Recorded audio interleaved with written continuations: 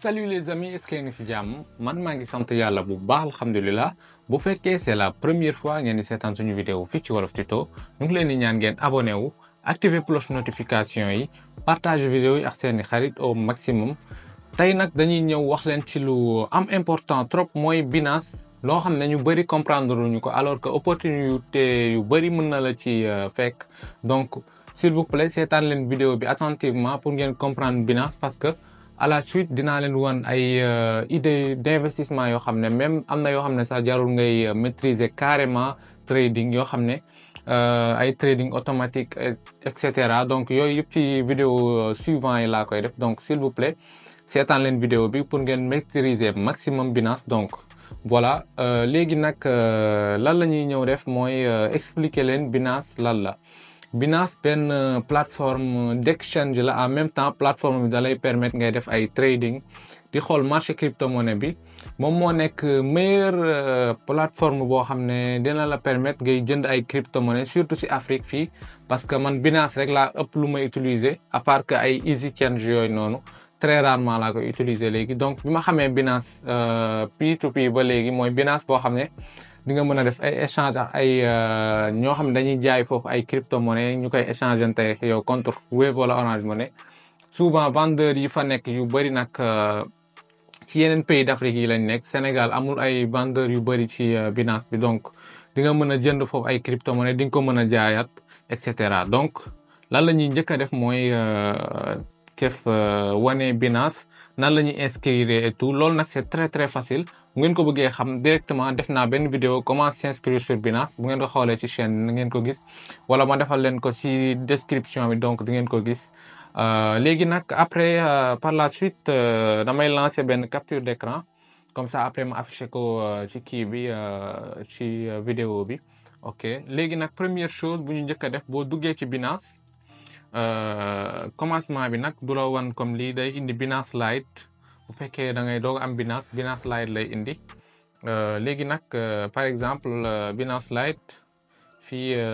instant bi crypto yi presque yu bëri seen kii dafa wàcc seen nu mu tudd sax seen valeur dafa wàcc en dollar donc léegi nag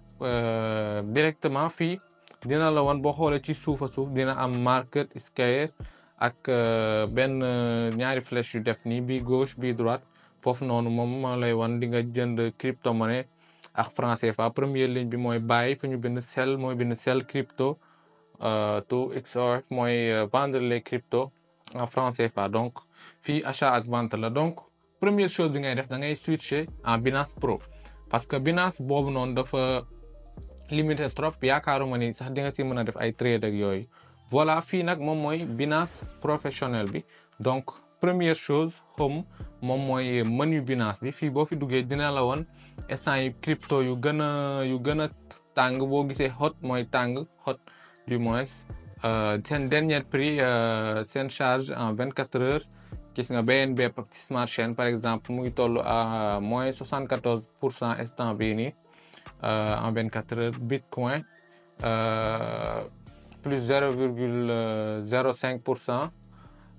en 24 heures lii nag en 24 heures la donc peut-être du ngeen comprendre ay su may wax ay 0, da ngeen di réer donc presque il faut nga mën tuuti mathématique aussi c'est très intéressant donc à part loolu fii nii ci suuf boo dugaatee market fii mooy marché dina la woon blockchain bi marché blockchain di nga gis ay valeur crypto bu nekk BNB USDT wala BNB BTC USDT mooy Bitcoin USDT wala Ethereum USDT wala Solana Dogecoin et cetera donc fii nii mën nga xool par exemple bu ñu bëtee ba activer boo duggee ci market après fii dina la woon plus de crypto yi ak seen valeur ci marché bi ñaata lañ def fois 10 yi def fois 5 yi fois 10 et cetera aussi boo bësee discovery dina la woon ay meilleur trader meilleur crypto-monnaie yoo xam ne seen roi moo gën a yëg ak seen pourcentage donc dama leen expliquer lépp nu muy demee deuxième partie bi donc balaa ñoo ñëw ci trade dañ koy sauter dem ci wallet parce que lu gën a important après naa leen ko wan donc wallet fii nii nag boo bësee overview maanaam sa crypto yëpp fii lay nekk donc li ngay gagner earn par exemple dafa am benn côté boo xam ne earn après nañ si ñëw spot mooy sa portefeuille spot trading bot fii pour bot de trading et cetera loolu yëpp nañ ci ñëw après beneen vidéo ci partie bu nekk. léegi portefeuille spot nag moom mooy sa portefeuille boo xam ne crypto yi fii lay nekk souvent boo ko envoyé wala nga recevoir ko. par exemple boo bësee fii mën nga ñëw def déposit kenn bu lay envoyé par exemple ay USDT nga ñëw recherche USDT choisir sa tron et cetera naa leen expliquer yëpp par vidéo étape par étape. donc dañuy présenter en général Binance nu muy fonctionner. bu ngeen duggee funding di ngeen gis fii nii mooy par exemple fii nii booy def retrait souvent da ngay jël sa spot transféré ko fii loolu yëpp nañ ko wane ci vidéo yeneen yi donc suivre leen attentivement. earn nag mooy par exemple fii si sa crypto yi di nga si gagné ay pourcentage. dafa am ay méthode d'investissement parce que fii gis ngeen bind na 30 day profit plus 0,003 nangam sangam %. yooyu yëpp dinañ si ñëw gën ko leeral. futur nag yu gën a important yi nii mooy Binance Future et cetera yooyu ay méthode d'investissement la pour xam ne di nga gagné ay pourcentage ak margin aussi fii aussi low risk lay demee low risk parce que bind na x5 low risk x3 low risk. fii tamit ay méthode de gain la. trading bot boo xam ne bot de trading boo xam ne dina la permettre comme man par exemple fii def naa ci $20 pour tester donc $20 yi def na plus 0,64 %. léegi nag après boo defee nii dina la indil option total liquidity et cetera. léegi nañuy ñëw ci partie trade nag première partie bi boo bësee trade dina la indil convertir ci kaw mooy convertir crypto-monnaie entre ñoom.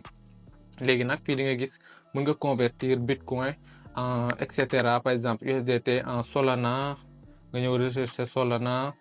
convertir USDT en Solana 10 USDT xool dina la indil te frais bi 0% la bind nañ ko ci kaw. léegi deuxième partie bi spot lii nii nag maanaam mën nga jënd ci marché bi par exemple crypto bi bu tollee benn valeur nga jënd ko grâce à ces USDT yu nekk sa spot parce que si portefeuille spot bi lay basé wu. donc après loolu dina la bindil margin fii nii nag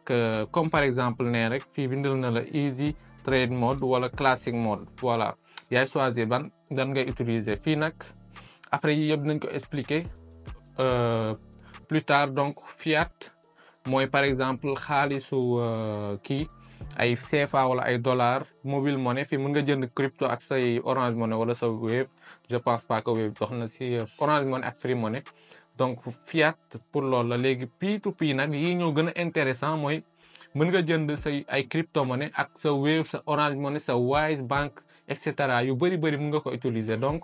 mën nga jaay en même temps aussi. donc bëri na ay kii yu bëri am na cash mais yii nag mosuma ko utiliser. express bi aussi pour def virement sa compte bancaire.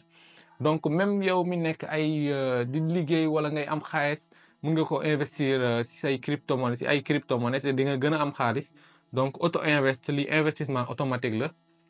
je pense que nag wax naa lépp ci Binance bi. à part loolu xaar ma génn fii ñëwaat xom bu ngeen ñëwee ci kaw ci cage bi nii dina leen indil refelal balaa ngeen di def dara nag parce que seen Binance foog mu vérifier foog ngeen vérifier seen Binance ak seen identité ak seen localisation fi ngeen dëkk. soit ngeen jël facture ndox boo xam ne mu ngi seen tour wala facture courant wala ay virement bancaire ak yooyu noonu yoo xam ne seen tour la nekk. pour le moment nag lii la ñuy waxagum ci vidéo Binance bi. je pense que ñu bëri comprendre nañ ñu comprendrewul wax leen lan ngeen comprendre ci commentaire yi comme ça ñu mën cee revenir s'il vous plaît parce que loolu moo gën. donc léegi nag à part ça